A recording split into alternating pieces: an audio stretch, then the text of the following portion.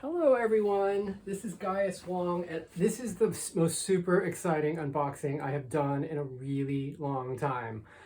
It's, what is today? Today is November 4th, and I just got I can't even talk, I'm so excited. I got my Spirit Keepers Tarot Revelation Edition, the full color edition just arrived today. And so I'm going to do the full unwrapping before you guys. I'm in the 1800s in terms of the serial number on my deck, so I think that's about halfway, right? I wasn't in the early shipments or anything. Oh, I don't need scissors for this. I'm gonna hide my serial number because I want to keep that private. But here is the certificate of authenticity. Put that to the side, and oh wow, let's see, what do we got? We have a beautiful card, and I hope this is a magnet. I think it's a magnet. Let me see. Trying not to mess it up. It is stuck to the plastic, and I don't want to make a crease in it. There we go. Yep, it's a magnet, and I'm smelling it. Yep, so that was that has her magical anointing oil on it. Very exciting. Okay, and let me hold the magnet close to the camera for you guys. That's really nice. I like the old magnets too from the old decks, but that is particularly nice. And let's see if I can get this plastic off without damaging anything here. Oh, I can show you both sides of the little card that came with it too.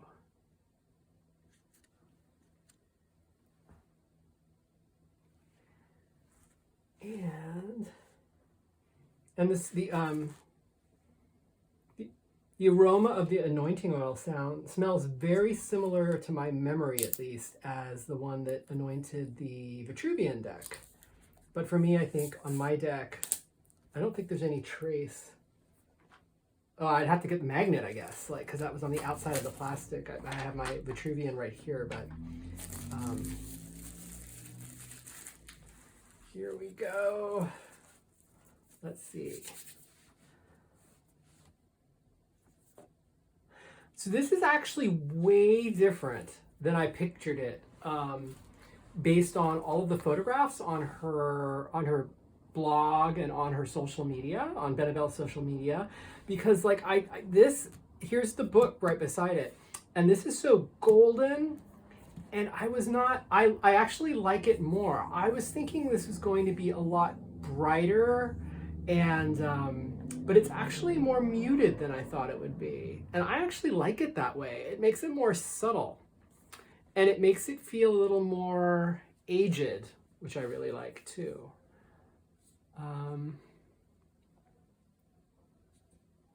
The color of that stone is amazing. I think that was the one that screwed up her video camera and made it look like a green screen type effect. But to me, to my eye right now, it looks a little bit like Labradorite, which I love Labradorite, period. But I love that color of that solid gem on that part of the pattern.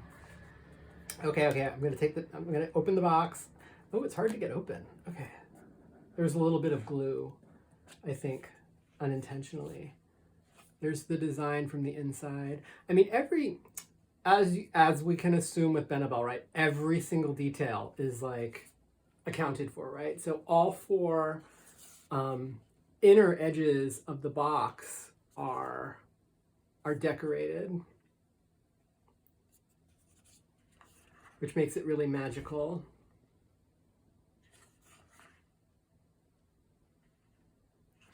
And the same with the lower box too. I think I can show all aspects here. And then, oh, there's like I didn't read the whole book, so I only flipped through the big book. So I don't know what those designs are in the sides of the boxes. I was thinking of going through the book before the cards arrived, but I felt like without without actually having the physical cards to touch, I felt like the exercise of reading this without having the cards to play with was going to be too abstract. So I decided to just wait, and I only kind of looked at it in passing. Oh, these, again, like what I said about, versus the book, I love how muted these are compared to what I thought they were going to be. So that's pretty cool. I'm just absorbing right now what these look like. There's one slight imperfection in that the you can see that the border looks to be about 5 millimeters wide on this side, and it looks to be only 3 millimeters wide on that side. So it's a little bit off center, the way they cut it. And I'm sure this is one of those things that varies with every deck, since humans are manufacturing these things and they have to be cut. So I think or the printing, maybe the printing's slightly off, but it's not a big deal, but it's like a little imperfection you can see. And but one thing that does look quite perfect is the gilded edges here. There's no usually you can see sort of cut marks and nicks or imperfections and things in the gilding itself. And this gilding, and there's a window over there. I can kind of see the reflection of the light coming in the room in them, and they look like it's like near perfect, which is amazing.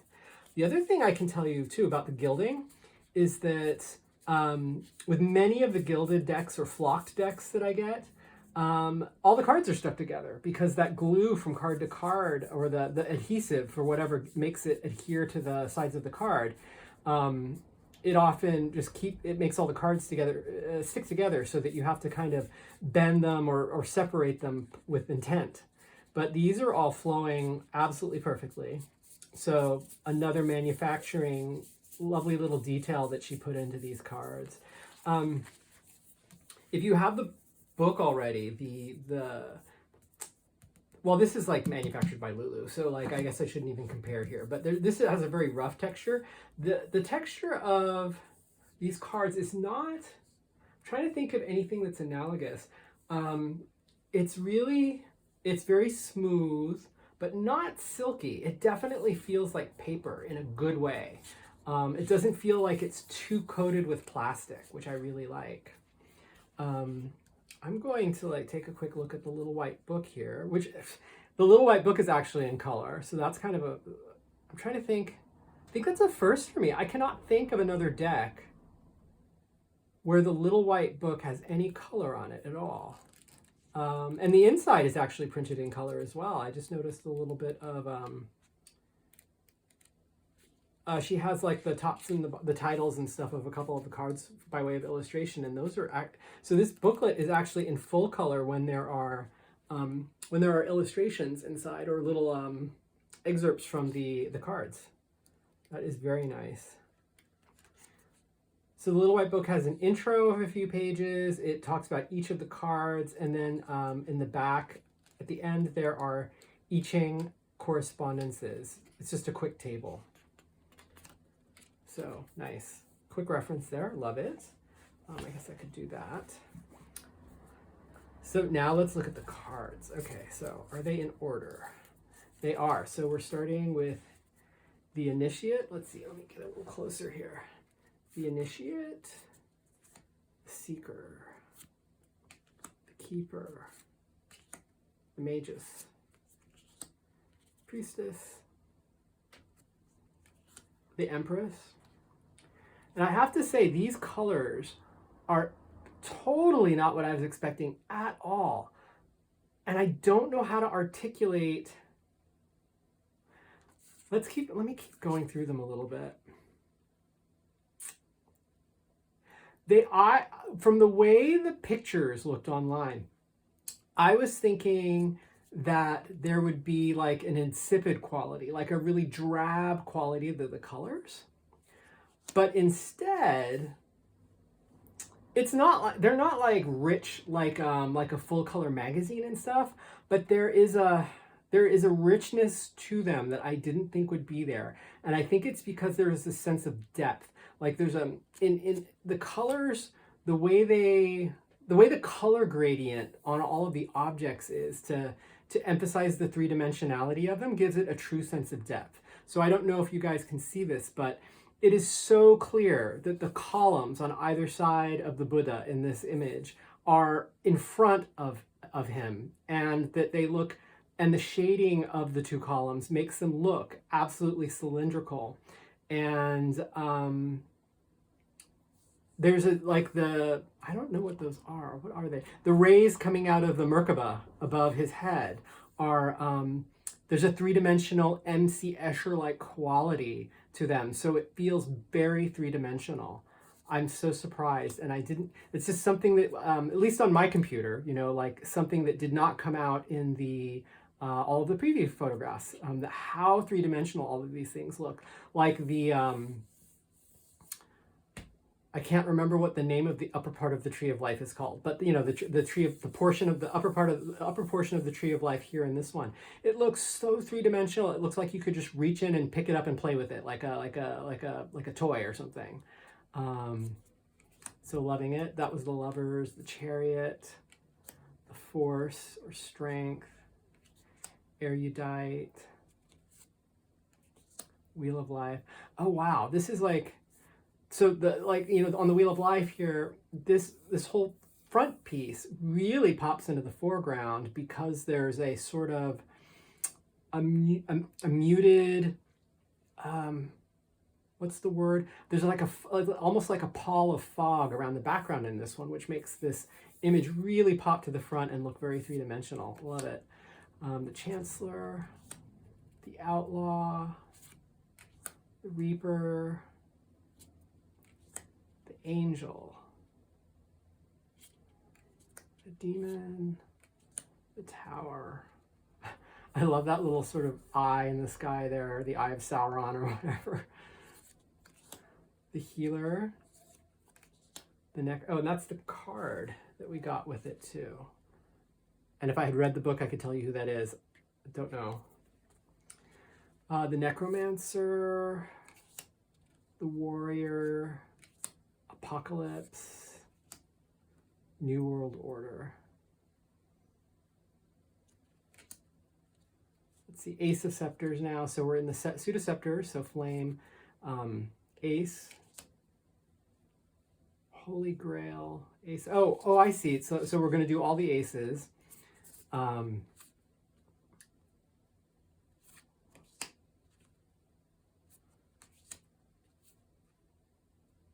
Aces, now we're doing the twos.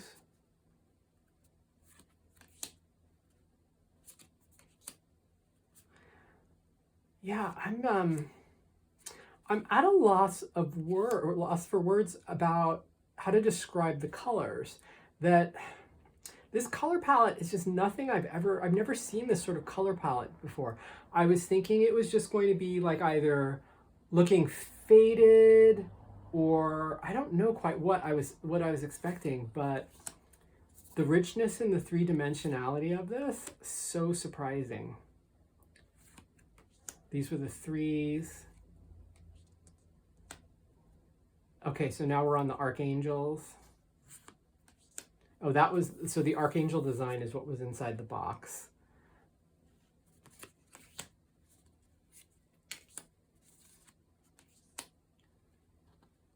Shields.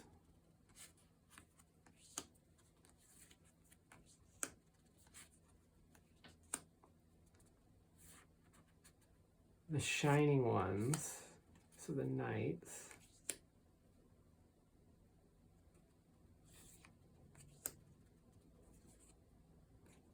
And the heralds.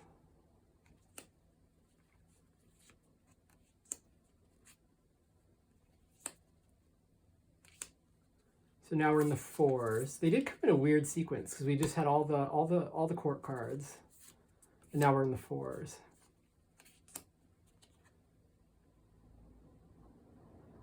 I love that Grecian.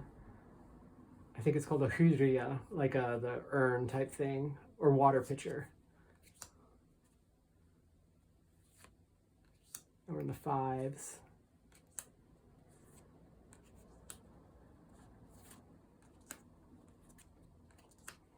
Sixes.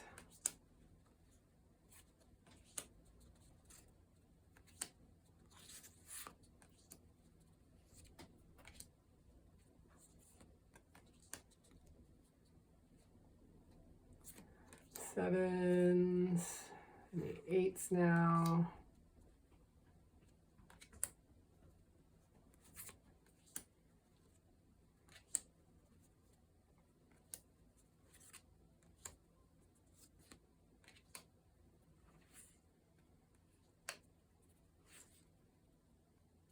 The 9s. I'm kind of mesmerized myself. I'm not even talking. 10.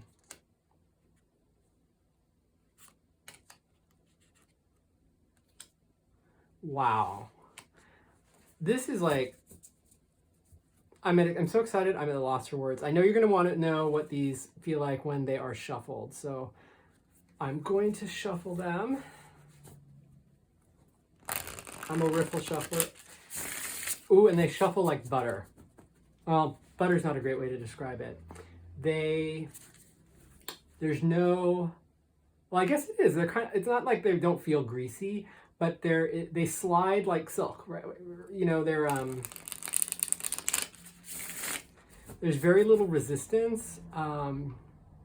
They slide together. They separate really well when you shuffle them. So you get a good riffle, and they combine really easy. Oh, these are nice. I'm a spreader when I draw too.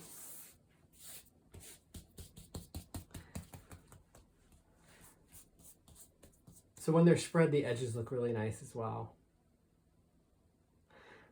Well, anyway, that is your look at the Spirit Keepers Tarot Revelation Edition. I am so excited to start working with these. Now I can like crack open that book now that I have the actual cards to handle and make it real. And I can hardly wait. I hope you enjoyed this look at the Spirit Keepers Tarot Revelation Edition by Benebell Wen. I believe this is November, what is this? This is November 4th, 2021 when I'm recording this. And I believe that there are still copies available for sale. So if you just liked what you saw and it's not too far in the future from November 4th, 2021, I encourage you to check it out and see if you can get yourself a deck if you so desire. But I can tell you these look amazing. And if you're interested in a deck that combines both the Thoth and the Rider-Waite in terms of its imagery, card meanings, and fundamentals and whatnot, or if you already know Benebell's work and you know that this is going to resonate with you, I would highly recommend your picking up a deck. Anyway, take care and thank you for watching. Subscribe or like if you enjoyed what you saw.